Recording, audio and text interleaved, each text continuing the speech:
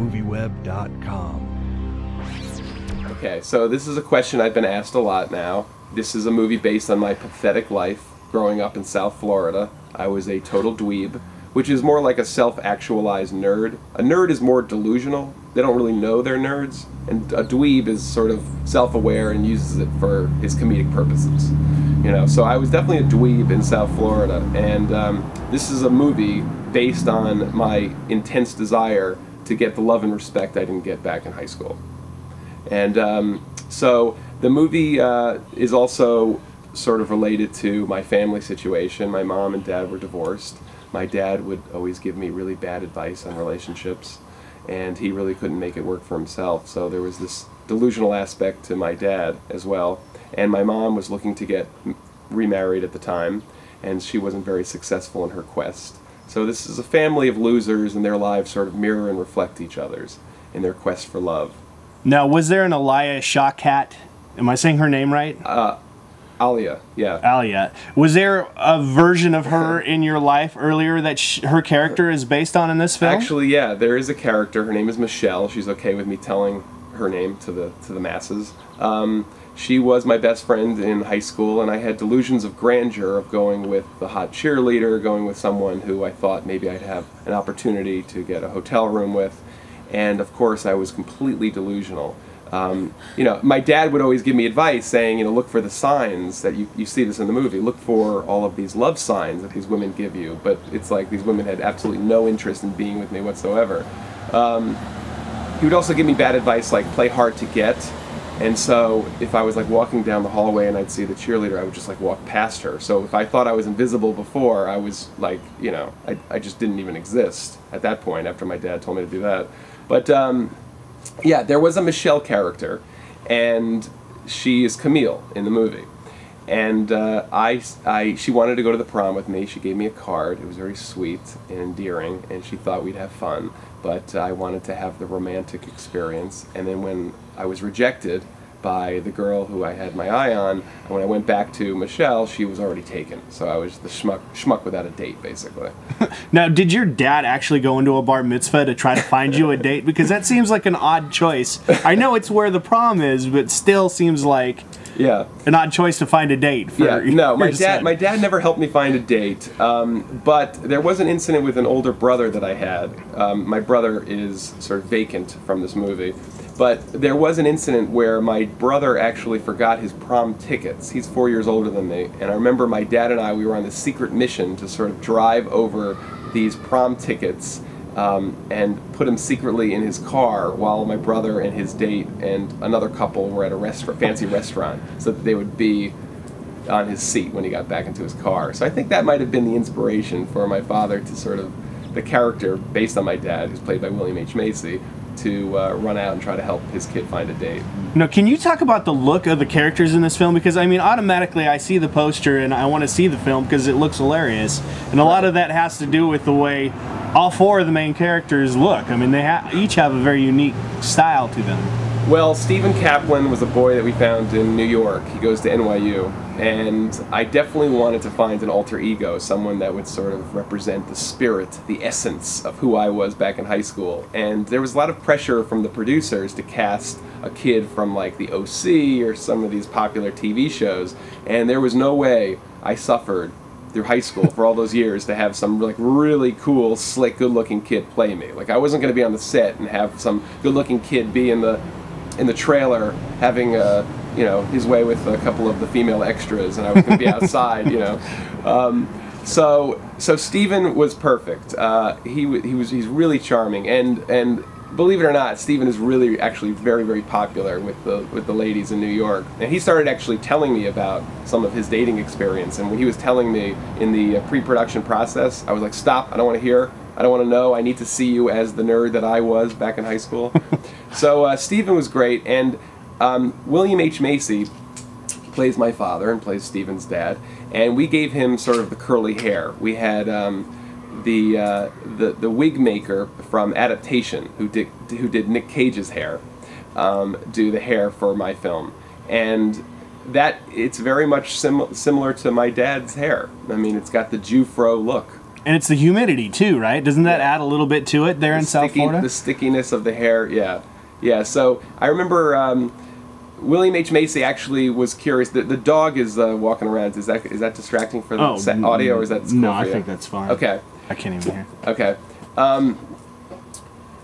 So in the beginning, William H. Macy thought that maybe, he shouldn't look like this because he's always talking about women and he's such a slickster and he's a skirt chaser. But then I had William H. Macy actually meet my father before we shot.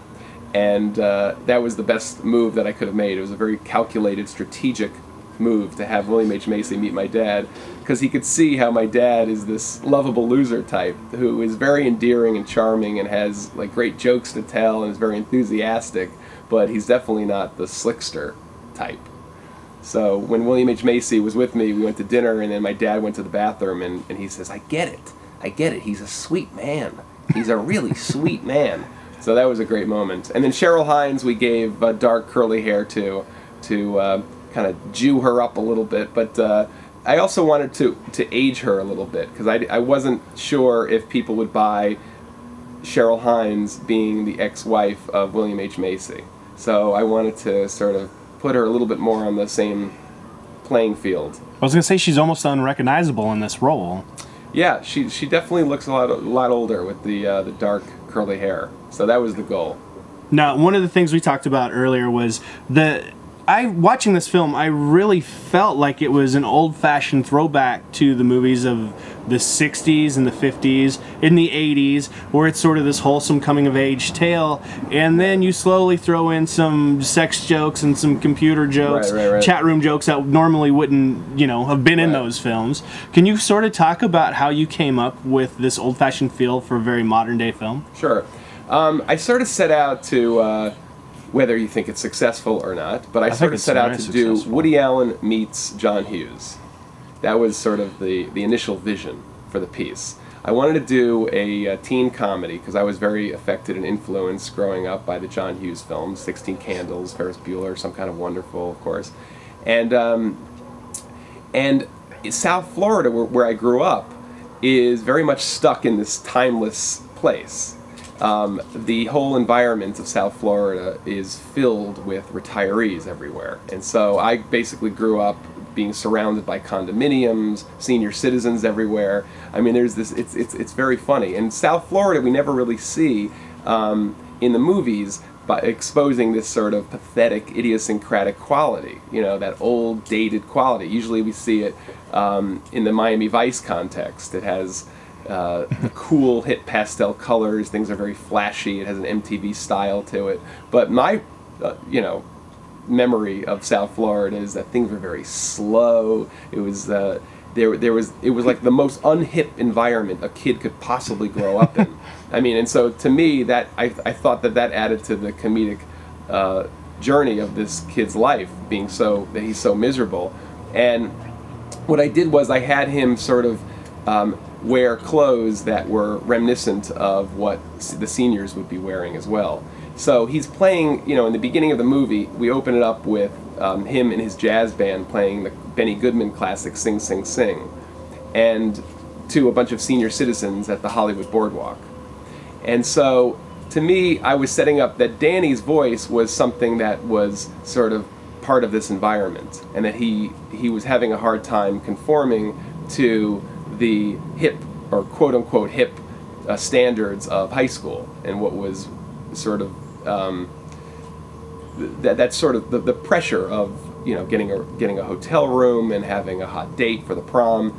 So the journey basically takes him to such an extent where he ultimately realizes that he's happy with who he is and his place in this environment. One of the things that was really important for me, my cinematographer, my location manager, my production designer, was I created this sort of mandate that every frame of the movie was going to be sort of stuck in that everything was going to be sort of a visual motif to something that was pathetic to South Florida.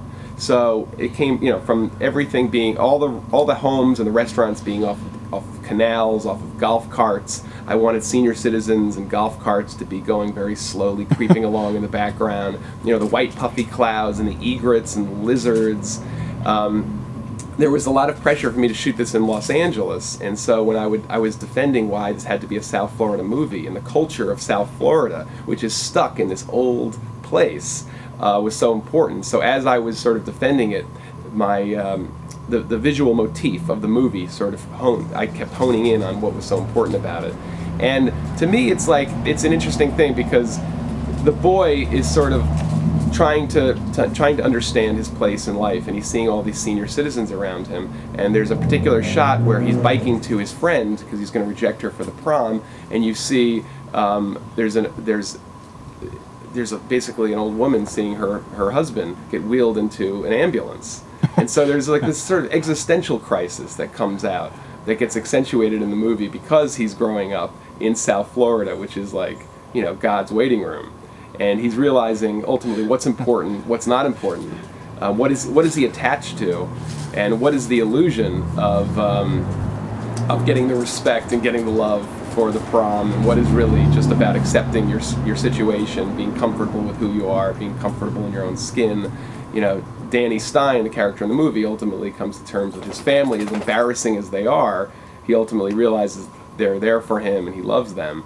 And so that sort of ties in with him just sort of accepting his environment, which is this really weird, kitschy, timeless, you know, environment. So the soundtrack, the Benny Goodman classics, and a lot of the songs that have been used in Woody Allen movies sort of permeate throughout the movie, and that is a calculated attempt to say this is Danny's voice. He doesn't necessarily fit into this modern society and all the peer pressure that he's, you know, ultimately succumbing to throughout the movie. That you know, he's starting to realize what's real and what's not real. And it's very unique looking, and so I mean that all comes from the location you shot it in. Yeah, as opposed to shooting it in Los Angeles. Yeah, we definitely tried to expose all of those eccentricities of South Florida. And my cinematographer and I, we had a discussion to make the color palette very bright, do a lot of pastels, but not in a hip, flashy way that we see in like the Miami Vice style that's so typical of South Florida, but more in a side of South Florida that we haven't really seen before. You know, just this slow-paced, pathetic, sad aspect of South Florida, which I thought would feed into the comedy of the movie. And okay, and then the last question I wanted to ask was about the casting. This movie went through a lot of different casting changes. Yes. Now, what took it so long to get it from the short film to what we see now? Right. So I shot a short film called Prom Pudendum at the American Film Institute, which is an 8-minute version of this. It's basically the ice cream rejection scene that you see in the movie, and a little bit before it and a little bit after it. So it was just sort of taking a microscope over just a rejection. And I had a professor at the American Film Institute. I got the Director of the Year award, and he thought that this would make a good feature film. So I remember calling my dad at like 2 in the morning. He wanted me to come and pitch some of his friends in Hollywood a feature version of the short. And I remember brainstorming with my dad like the night before, talking to him about what, you know, is possible in a feature version. And that's when the whole family component we gave birth to the family component, and the idea of this family of losers, everybody's looking for love simultaneously, and that just sort of the parents going through the same things that the kid is going through. So as I started pitching it, I originally sold it to Universal Studios, Sid Sheinberg and the Bubble Factory. This was years ago. They bought it, I got into the Writers Guild, they ended up putting the project into Turnaround, and then I ended up writing it for Miramax. I started developing it for Miramax. Miramax put it into Turnaround, and that's when I needed to find an independent production company to come in and help me get the financing to buy it back from Miramax. But of course, it's so important. These independent projects are so cast contingent, and it's very difficult to get independent financing unless you have a cast member attached. So I went through the list of actors that I wanted. Bill Macy was in my top 5 choices because he's such an amazing actor, and in addition to Bill Macy was Danny DeVito. We actually had Danny DeVito for a short period of time, but due to scheduling conflict and budgetary constraints, it was difficult to keep DeVito. But that was a great process. He was hysterical. And Michael Cera was also originally attached to play the kid. And so it's been through various incarnations over the years, and that's the journey and excitement and plight and crazy adventure of independent filmmaking. But we had Danny DeVito, then we had Ray Romano at one point, and that was really interesting. And then we got William H. Macy, and of course I can't imagine the part without William H. Macy, because I feel like he totally captured the essence of my dad. I mean, he's you know, he's this delusional character. He's fallible in so many ways, but he has so much love for his kid, and that's really the most important aspect of his life. So, you know, you can't really fault him for his ill advice when he has such good intentions. So once we got William H. Macy, we had to wait for him for a while because he had a lot of other projects in the pipeline. He was going to be directing a project, he was starring in a couple of things, but we just were very patient, we waited, and he's such a great sport. He's really cool to work with, he's such a nice guy, he really cares about the product. For him, he thinks like, you know, the film is always 80% the script. He says the actors and directors are just a small part of it, but the script is everything. That's his big philosophy. And so once we got him, we got Cheryl Hines to play the mother, and Jennifer Tilly. You know, William H. Macy brings such cachet to the project that it wasn't difficult getting other cast members. And Jennifer Tilly apparently postponed a big poker tournament so that she could do this cameo. She flew in on the red eye to act in this one-day scene with William H. Macy, and she was great. And then, of course, John Polito is in the movie, and he adds he has that quirky following for being associated with all the Coen Brothers movies. Yeah. So he was, you know, a real trip to work with. And Alia Shawkat from Arrested Development was great. And, you know, Arrested Development has a certain, you know, sexy indie appeal to it. So once we got Macy, it was definitely a calculated attempt to start bringing in cast members that gave it this sort of edge to it. Were Alia and Michael Cera ever attached at the exact same time? Not at the exact same time, no. At one point we had Michael Cera attached, and we were waiting for him, and once Sarah couldn't do it anymore, then we got Alia. But yeah, I thought it would be too incestuous to have. I thought that would have been weird. Yeah. Now, one last question. Sure. I know you said that the short isn't available on the DVD because of rights, but is there anywhere, like on the internet, that people can see this? Is it available, or is it something that we'll never get to see? I think if you make a special trip to the American Film Institute library and you talk to the tech guy over there and you go into the bowels of AFI and go into the basement and you ask to see Brian Hecker's short film Prom Pudendum, he'll put you in a room and he'll stand outside with his arms crossed and he'll let you watch it, because obviously you can't leave the campus with it because it's an original copy. Yeah, I mean, we shot it in a 3/4-inch video at the time, you know. No, is that what you have to do to watch it? If you like, I want to see something in that film, and you have to drive over there and sit in the little dungeon. All right, I have my VHS copy. Oh, you do have the copy, but okay. I have one VHS copy of it, yeah. But maybe one day I'll upload to the internet. Oh, you should. I would be interested in watching it. Well, thank you so much. Thank you so much. I appreciate it.